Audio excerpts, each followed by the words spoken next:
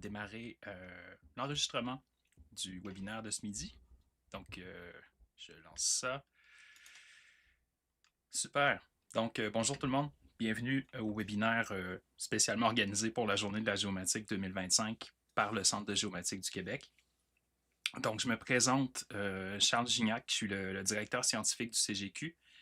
Je vous présente aujourd'hui un projet qu'on a mené avec une petite équipe du CGQ sur le développement d'un carnet de santé numérique des bâtiments du village de Val-Jalbert. Donc, parmi vous, parmi les participantes, je ne sais pas si vous connaissez le village, mais on prendra un petit moment là, pour se l'approprier, pour vous faire un petit tour d'horizon de ce que c'est Val-Jalbert et pourquoi est-ce qu'on est allé travailler là pour développer un carnet de santé des bâtiments. Donc, l'équipe de projet qui sont présents dans le chat, donc si vous avez des questions, dans l'équipe, il y avait Djibril Diata, qui est analyste en géomatique chez nous au CGQ, Mohsen Charaji, qui est, lui, chercheur en photogrammétrie et télédétection, et Carlos Rocha, qui est notre technicien en intégration.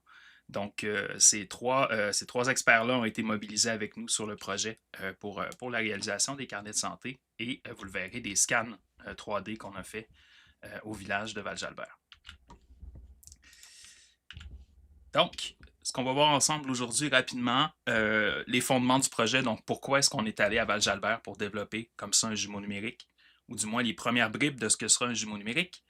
L'équipe, je vous en ai parlé rapidement, il y a d'autres membres qui sont greffés ici et là dans le projet, les objectifs et moyens techniques qu'on avait, les étapes de la réalisation, puis quelles sont les prochaines étapes, parce que c'est un projet qui est en cours, donc ce n'est pas un projet qui est complété.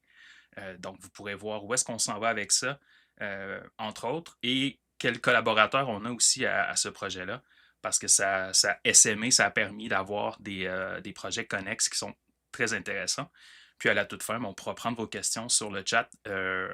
Et n'hésitez pas aussi en cours de route, si vous avez des questions sur des choses que je dis. Mes collègues sont là dans le chat pour vous épauler là, si jamais il y a des besoins, vous avez des questions en cours de route. Mais on aura aussi à la fin une période pour répondre aux questions. Avant de me lancer dans le projet lui-même, je vais vous parler un peu du CGQ. Donc, le CGQ, c'est un centre collégial de transfert technologique. Vous avez peut-être, au cours de vos pérégrinations en géomatique, vos découvertes en géomatique, entendu parler des CCTT. Donc, c'est l'acronyme que tout le monde détruit un petit peu quand il essaie de le dire. Donc, CCTT, Centre collégial de transfert technologique. Et on est affilié au Cégep de Chicoutimi, donc dans la région du Saguenay-Lac-Saint-Jean. Le mandat du CGQ, favoriser le développement et l'innovation des entreprises et organisations. Donc, on entend ici un large spectre de partenaires possibles, entreprises privées, gouvernements, municipalités, OBNL. Donc, tous ceux et celles qui peuvent de proche ou de loin s'intéresser à des activités de recherche et de transfert en géomatique peuvent faire appel à nos services. De temps à autre, il y a la participation aussi d'enseignants, enseignantes et d'étudiants et étudiantes du collégial à nos activités. C'est le cas dans le projet dont je vous parle aujourd'hui. On aura à faire le recrutement d'un ou d'une stagiaire pour venir nous épauler dans le développement du fameux carnet de santé. Donc, c'est parmi les prochaines étapes du projet. Donc, on va contribuer à travers ces expériences-là qu'on rend possible à enrichir l'enseignement qui est dispensé dans les collèges. Donc, dans ce cas-ci, Cégep de Chicoutimi, mais vous le verrez aussi plus largement dans notre cas. Pour ce projet-là, on a reçu aussi des étudiants du Cégep de Limoilou qui ont un programme en géomatique, donc qui sont venus avec nous sur le terrain pour une des séances de relevé. Les fondements du projet, le village historique de Val-Jalbert, anciennement nommé, du moins par une certaine partie de la population, le village fantôme de Val-Jalbert. C'est un ancien village industriel. Donc, tout tournait autour d'une activité industrielle qui était la production de pâtes de papier pour, après ça, être transformé en papier, par exemple, papier journaux, qui était beaucoup exporté aux États-Unis. Donc, dans ce village, on va trouver plusieurs infrastructures, dont la principale est le moulin qu'on voit ici sur la photo en noir et blanc, là, tout près de la chute qui est avoisinante. Donc, ce moulin-là était l'infrastructure principale de production dans le village, mais évidemment, qui dit village dit maison. Donc, il y avait beaucoup aussi de maisons de résidence pour le personnel du moulin, pour le personnel qui œuvrait dans le village au sens plus large, parce qu'on y trouve aussi une chapelle, on y trouve aussi un magasin général, une école. Donc, c'est vraiment une petite communauté bâtie autour de cette activité industrielle qui était concentrée, là, comme on peut le voir, dans le moulin, donc qui servait à la production. Pourquoi est-ce qu'on s'intéresse à Val-Jalbert? C'est parce que le village a été, pendant pendant une longue période, abandonné. Donc, il y a des bâtiments qui ont divers états de conservation. On peut le voir, là, il y a des maisons pour lesquelles c'est plus difficile. Il y en a d'autres qui ont eu un peu plus de chance. Donc, nous, en apportant la composante géomatique avec ces technologies-là, ce qu'on veut faire, c'est d'épauler les personnes qui sont, elles, responsables de la conservation des bâtiments, en fournissant justement une visualisation 3D, une capacité de visiter le bâtiment sans nécessairement y être, pour pouvoir justement poser des diagnostics, dire, bon, il faut faire attention à la structure dans ce bâtiment-là, il y a des éléments patrimoniaux qu'il faut protéger. Donc, ça leur permet d'avoir à portée de main une capacité de visiter ces bâtiments-là et de les visualiser. Dans l'équipe, on avait, comme je l'ai mentionné tantôt, Djibril, qui est analyste, Carlos, qui est tech en intégration chez nous, Mohsen, qui est chercheur en géomatique, photogrammétrie, télédétection. Il y a aussi Rémi Rahem, qui a participé aussi aux activités, donc à notre premier relevé. Lui qui est chercheur en robotique. Je vous parlerai de l'instrumentation qu'on a utilisée tout à l'heure. Parmi l'instrumentation, on avait notre petit chien robot qui a fait un tollé à notre première visite. Donc, les gens étaient extrêmement curieux de voir un petit chien robot se promener dans Val-Jalbert. Il faut avouer que c'est quand même contrastant de voir un petit chien se promener dans des maisons patrimoniales qui sont dans des états un petit peu de décrépitude, dépendamment desquels bâtiments. Donc, le contraste était assez frappant. Donc, on a utilisé notre chien robot. Je vous montrerai comment on l'a utilisé tout à l'heure. Il y a aussi Levin Castillo qui va prendre une place plus importante là, dans la deuxième phase du projet pour ce qui est du développement du carnet, la supervision du stagiaire qui sera recruté. Et bien, il y a moi qui était présent sur le terrain pour épauler mes collègues dans leurs activités. Parmi les moyens techniques qu'on a mis en place, qu'on a utilisés, tout ça dans l'objectif, comme on le voit ici, de bâtir le fameux carnet de santé, ben, c'était des outils qui permettaient justement la recréation 3D des bâtiments. Puis j'insiste ici sur le fait qu'on est dans une approche multisource, c'est-à-dire qu'on n'a pas utilisé un seul appareil. Vous verrez pourquoi tout à l'heure, je vais en parler plus en détail. Mais on était dans un contexte où, par exemple, vous le voyez ici, par exemple, on a mobilisé un drone, notre DJI Matrice 600 avec une caméra haute résolution sur le drone. Ben, vous devinez que ça, on peut survoler les bâtiments. Donc, on peut recréer de manière adéquate les toitures, mais on se trouve dans un contexte où on n'arrive pas à capturer les façades des bâtiments de manière adéquate, suffisante pour permettre la recréation d'un jumeau en 3D. Donc, il a fallu mobiliser d'autres instruments, dont notre fameux petit chien, le robot quadrupède GoTo, qui est au centre ici, vous le voyez bien, qui se pavanait devant la chute à ce moment-là. Et on a utilisé d'autres instruments plus conventionnels, comme par exemple les GNSS, Global Navigation Satellite System, qui est monté ici sur trépied, donc le Leica GS16 qui a été utilisé pour l'implantation de points de contrôle. Parce qu'évidemment, nous, notre but, c'est d'avoir, oui, des nuages de points qui vont bien représenter nos bâtiments, mais on veut également que ces nuages de points-là soient bien positionnés dans l'espace pour qu'on puisse en refaire une création adéquate. Un des instruments qu'on a utilisé et qui a été central dans nos efforts, c'est le Navis VLX2 que vous voyez tout à gauche de la présentation. Donc, cette espèce d'exosquelette blanc, comme vous pouvez le voir ici, qui est utilisé, lui, pour faire de la capture 3D directement au niveau de l'utilisateur. Donc, par exemple, ici, on avait Djibril qui portait l'appareil, Mohsen qui était en train d'apprendre à utiliser l'appareil, c'était notre premier relevé. Donc, on l'a utilisé à toutes les sauces pour modéliser à la fois l'extérieur, donc les structures extérieures des bâtiments, mais également l'intérieur, parce que qui dit préservation du patrimoine dit également tout ce qui se passe à l'intérieur. C'était des maisons qui étaient habitées justement par les gens qui travaillaient au complexe à Val-Jalbert. Parmi nos moyens techniques, on a utilisé sur notre fameux petit chien robot une caméra 360 degrés. Donc, le but ici, c'était de capturer l'environnement 360 dans ce cas-ci, en conjonction avec l'utilisation d'un lidar. Un lidar, c'est un appareil qui envoie des impulsions laser et duquel on peut mesurer la distance aller-retour et le temps que ça prend pour faire la distance aller-retour et donc reconstruire un nuage de points tridimensionnel. Avec la caméra, on pouvait prétendre après ça à coloriser ce nuage de points-là. Donc, on se trouvait à avoir un nuage tridimensionnel de points positionné dans l'espace XYZ avec une information de couleur. Donc, ça, c'est extrêmement utile pour la reconstruction de bâtiments pour la suite des choses.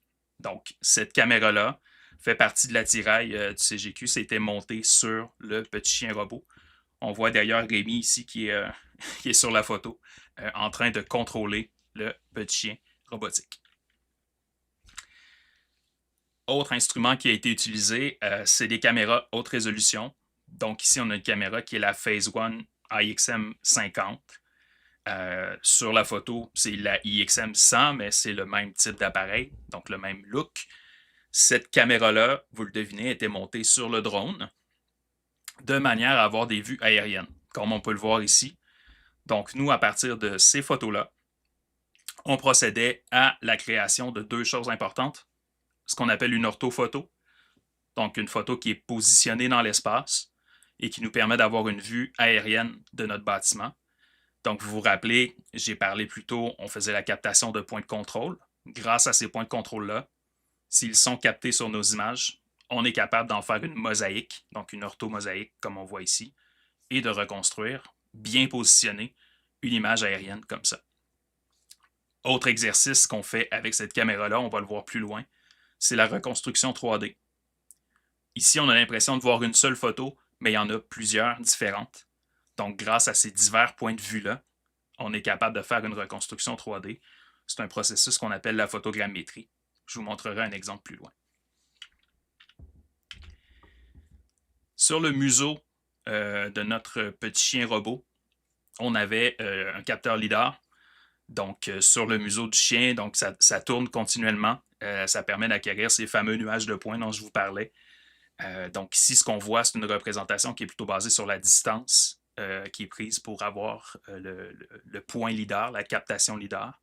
Mais nous, comme je vous dis, on avait cette capacité, grâce à la caméra, de venir affecter une couleur à chacun des points, donc de pouvoir reconstruire à partir de ça. Divers logiciels ont été utilisés. Vous le comprendrez, on avait plusieurs sources de données. Qui dit plusieurs sources, dit plusieurs nuages de points différents. Donc, il y a eu un travail qui visait à amalgamer, donc à rassembler, à fusionner ensemble ces nuages de points-là.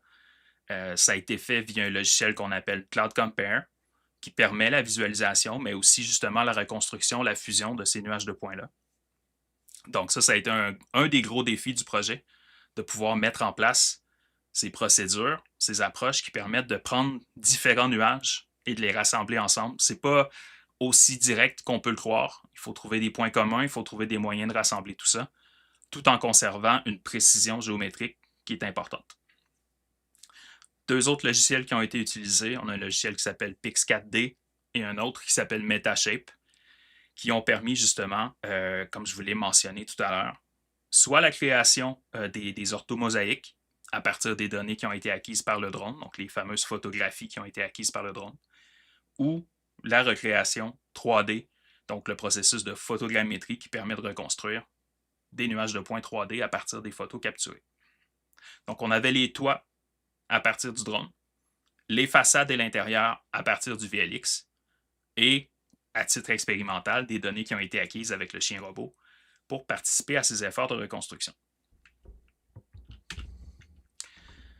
Qui dit vol de drone, dit contrainte.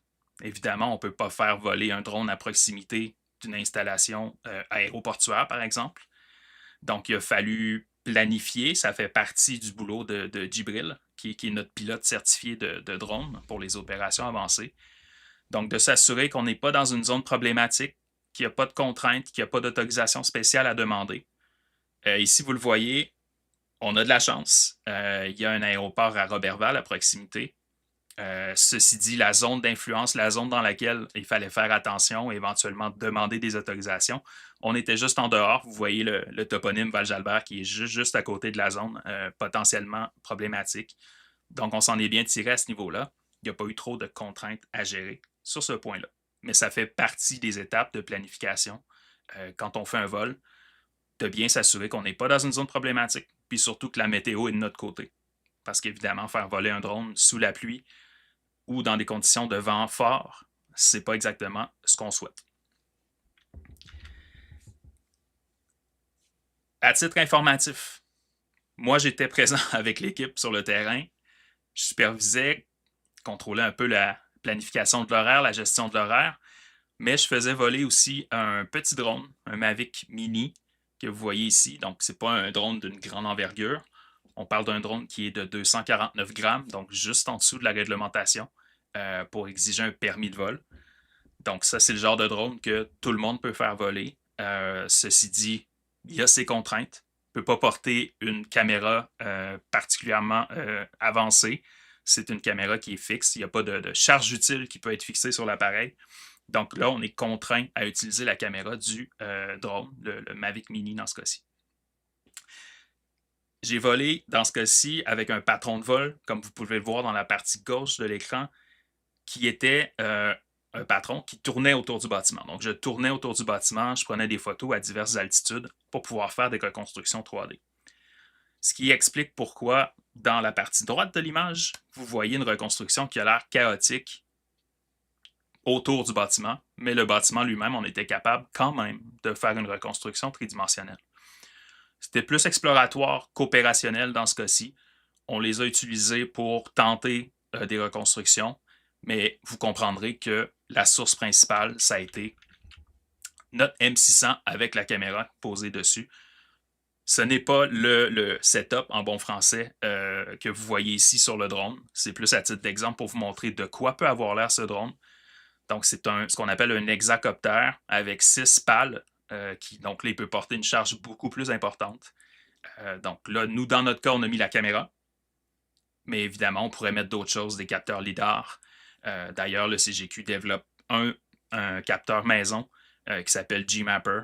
Donc, on a fait aussi des tests avec Gmapper avec ce drone-là. Donc, ça, c'est vraiment notre cheval de travail qui va porter, lui, divers appareils qu'on peut utiliser ici et là dans nos divers projets. Donc, vous voyez la qualité qui ressort des reconstructions 3D est beaucoup plus grande. Évidemment, la caméra a une bien meilleure résolution que celle du petit drone que je vous ai présenté précédemment. Donc, c'est cette donnée-là qu'on a utilisée pour reconstruire les toitures des bâtiments. Les plans de vol, eux, ici, étaient prévus d'avance. Donc, Djibril, avant d'aller sur le terrain, prévoyait une altitude donnée et divers points où on devait faire la capture des images pour s'assurer d'avoir ce qu'on appelle un recouvrement entre nos images qui permettait de faire la reconstruction 3D.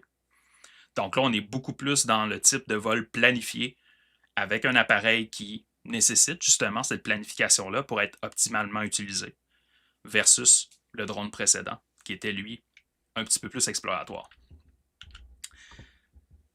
Avec le VLX, on est allé faire des captures, comme je vous disais, de l'extérieur, donc des façades des bâtiments, et aussi de l'intérieur. On va pouvoir le voir tout à l'heure.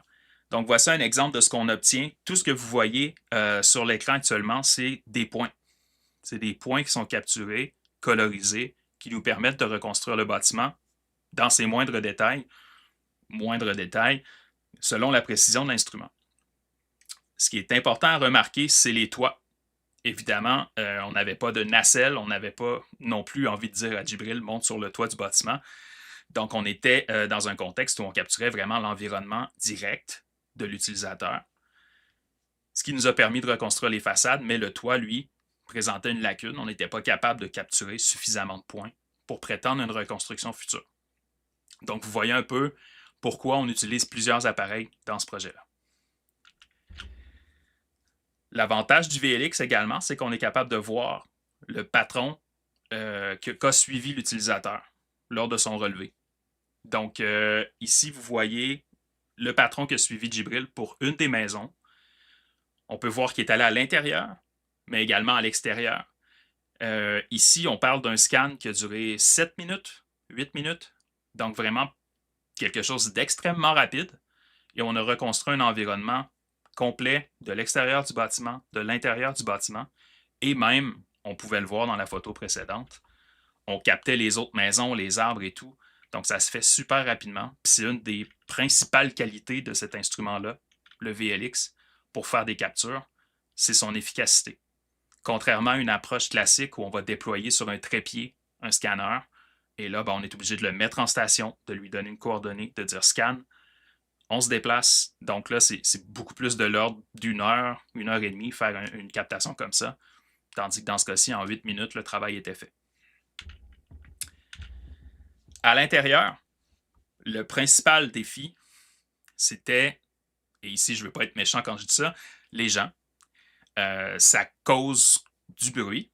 Donc pour la captation, c'était des choses qu'on devait considérer. Donc éventuellement devoir traiter, effacer, enlever les points qui correspondent à des gens dans le moulin, même dans les bâtiments. Donc, suite à notre première visite de reconnaissance sur le site, on s'est entendu pour arriver très tôt à notre deuxième séance de captation. Donc, à peu près, si je me rappelle bien, autour de 6h30, 7h le matin, avant l'ouverture, pour pouvoir faire la captation sans qu'il y ait personne à l'intérieur. Mais vous voyez que le travail se fait aussi bien à l'intérieur qu'à l'extérieur. C'est une des forces, encore une fois, de l'appareil. On part de l'extérieur, on va chercher des points de contrôle, et par la suite, on peut très bien rentrer dans le bâtiment et faire notre référencement, faire notre captation 3D. Avec les photos du drone, ce qu'on a été en mesure de faire, c'est de mieux définir, mieux capter les toits. Donc, vous voyez, chaque appareil a sa force. Ici, je vous ai montré le VLX. C'était excellent pour les façades. Je vous montre ici ce qu'on a obtenu en reconstruction 3D par le drone. Donc, vous voyez qu'il fait très bien le travail pour les toitures, mais pour les façades de bâtiments, c'est plus difficile. C'est tout simplement dû au fait que lorsqu'on fait la captation des photos, il va y avoir des zones qu'on appelle d'occlusion, donc des zones qu'on ne peut pas capter. Puis pour faire la reconstruction, ben, ça cause évidemment des pépins. Donc, c'est vraiment le jumelage de ces deux appareils-là qui fait la force du projet que je vous présente aujourd'hui. Un exemple de ce qu'on a obtenu avec le petit chien robot, ce n'est qu'un exemple. Ne vous fiez pas à l'impression un peu floue. C'est la taille des points là, dans la représentation qui fait en sorte qu'on a l'impression que c'est un peu flou. Mais si on abaissait la taille des points, on verrait plus finement les détails. Cela dit, cet appareil-là, on voulait le tester. On voulait voir si la mise en œuvre de la captation 3D et de la colorisation des points fonctionnait. Et on est satisfait du résultat qu'on voit. Il y a encore des retouches à faire, bien sûr. Mais somme toute, ça nous a permis de tester l'appareil et de prouver la faisabilité de la reconstruction. Une fois qu'on a obtenu tous nos points sur les divers bâtiments, il faut dire ici qu'on travaillait sur 5 bâtiments, le moulin et 4 types de maisons distincts. Donc, le moulin étant la pièce maîtresse, la plus complexe. Donc, on a travaillé à sa reconstruction, intérieure et extérieure, je le rappelle. Donc, on jumelait ça, on cumulait tout ça dans un seul nuage de points qui, lui, va être utilisé pour faire justement de la visualisation, de la navigation à l'intérieur.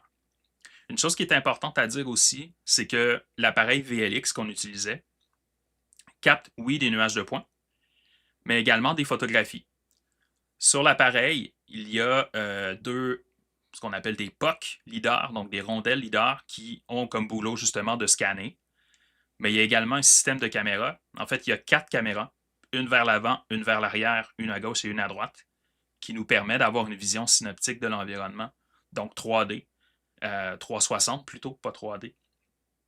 Et à partir de ça, on va pouvoir faire un peu à la Google Maps, donc le Street View, si vous êtes habitué à ça, mais dans le bâtiment. Donc la personne peut très bien dire « je navigue, j'avance de scène en scène ».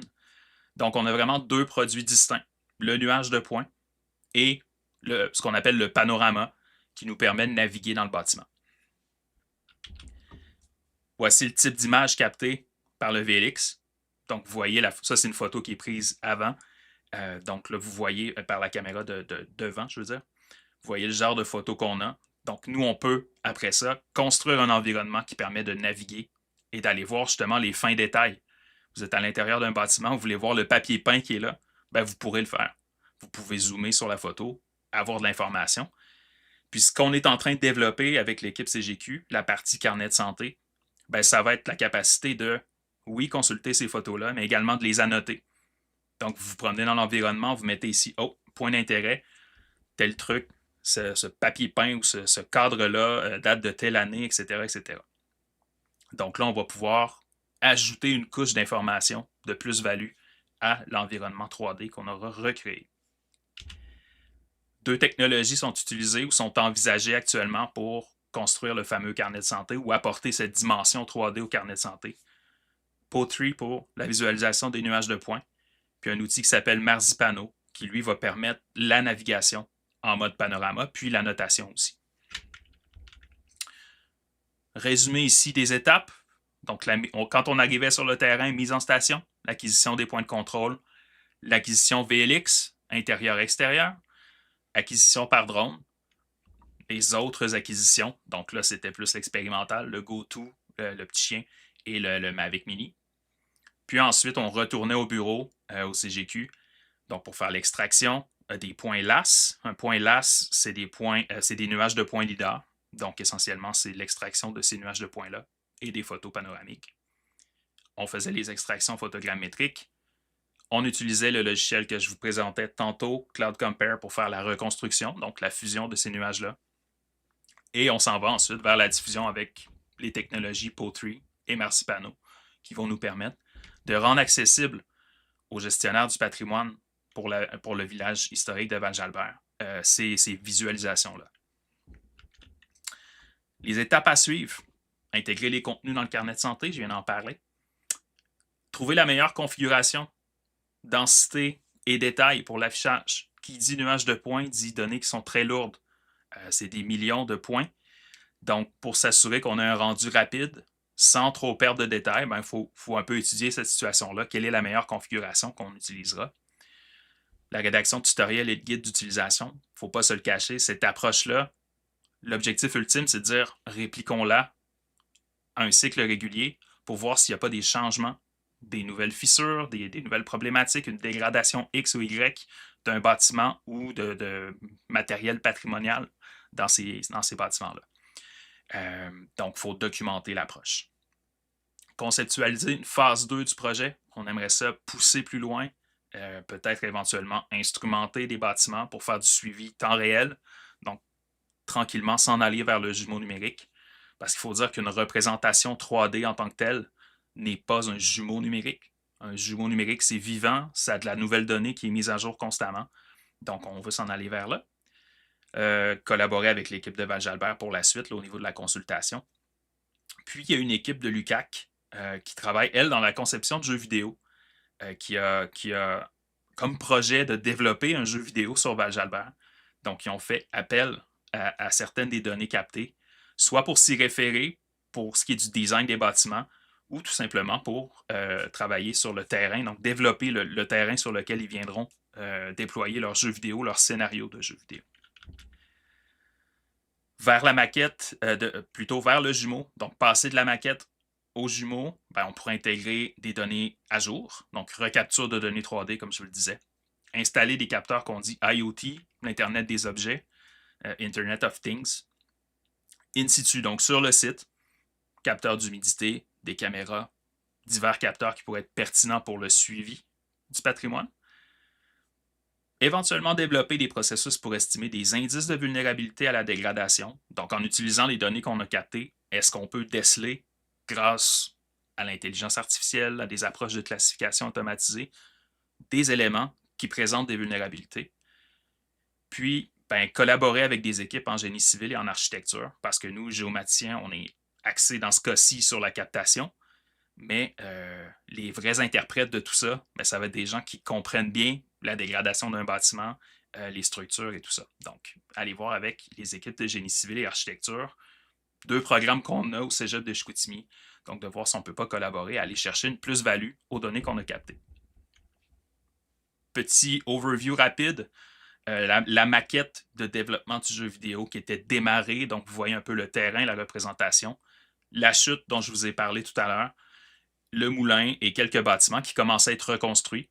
Donc là, c'est en développement, ça s'en vient.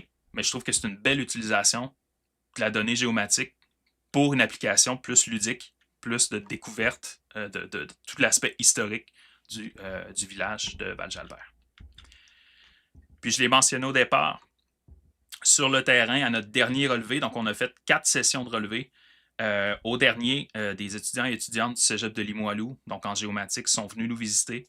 Donc on a pu leur présenter les instruments, l'utilisation, le cadre du projet. Donc ça nous a permis un peu aussi de découvrir la relève et aussi comment leur faire découvrir des instruments dans un contexte réel et pratique. Donc voilà, si vous avez des questions, n'hésitez pas à les poser. Sinon, l'adresse courriel est là. C'est disponible pour vous. N'hésitez pas à nous poser des questions. Puis si vous avez des opportunités qui vous viennent à l'esprit, on est toujours ouvert. Si vous avez des idées aussi, n'hésitez pas à communiquer avec nous. Voilà. Merci beaucoup.